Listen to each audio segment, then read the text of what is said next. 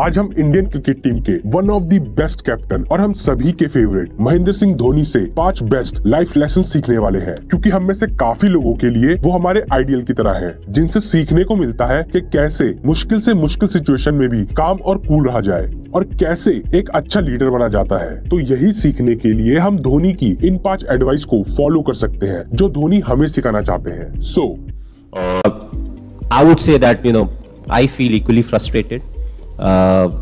I also feel angry at times. I feel disappointed. But what is important is none of these are constructive.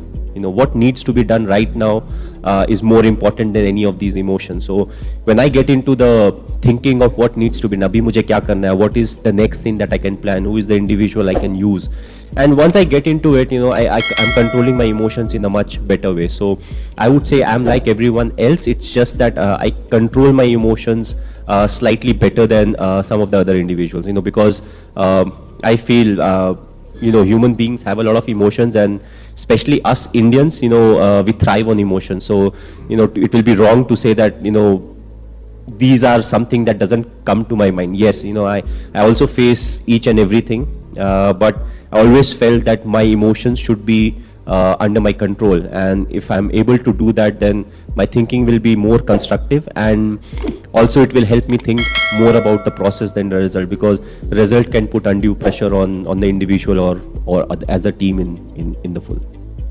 इस तरह की सोच ने मुझे बहुत ज़्यादा हेल्प किया, क्योंकि मैं बहुत ज़्यादा एक्सपेक्टेशन नहीं रखता था।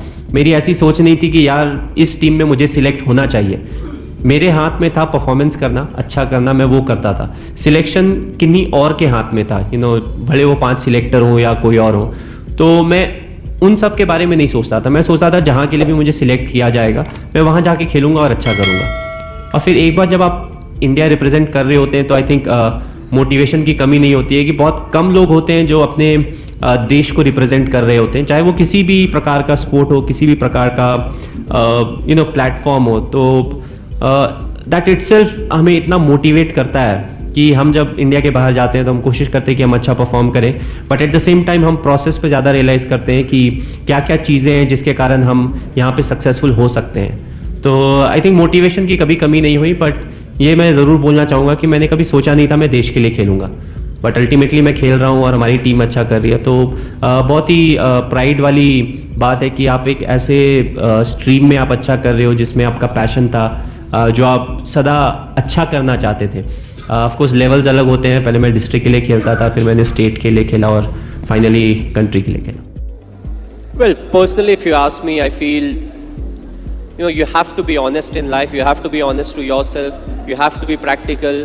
You have to take risk in life, but at the same time, you have to be calculated. You can't just say, okay, I took a risky option at some point of time. You have to be ready for the kind of talent that's really needed to achieve what you want to achieve. But at the same time, you have to take risk in life. So for me, being honest in life is very important. Hard work that you have to put. Well, I would like to keep it very simple. I play cricket, and all my devotion is towards cricket, and I know one thing: whatever is around me is because of cricket and not because of anything else. The kind of person I am, throughout my life, I've never tried to change myself. I've always kept it simple.